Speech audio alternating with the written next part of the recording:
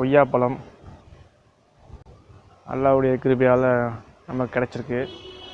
இதை பற்றின பதிவு தான் இது.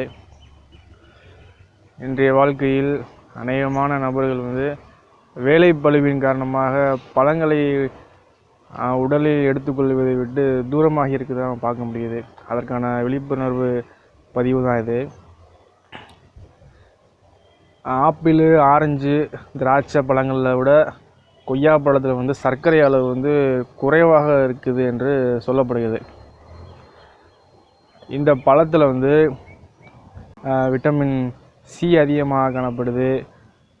இந்த பழத்தில் பொட்டாசியம் அதிகமாக உள்ளது, லைகோபீன் உள்ளது, விட்டமின் ஏ இருந்து காணப்படுகிறது, விட்டமின் கே இருக்குது, விட்டமின் B9 மற்றும் ஃபோலிக் ஆசிட் நம்ம பார்க்க முடியுது.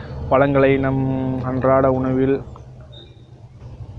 சிறுக சிறுக நம்ம எடுத்துக்கொண்டாலும் போதுமானது. ஏன்னா அளவுக்கு அதிகமாக எதையுமே நம்ம எடுத்துக்கிட்டாலும் கூட அது நம்ம உடல் ஆரோக்கியத்துக்கு நல்லது இல்லை என்று டாக்டர்களுடைய கருத்து.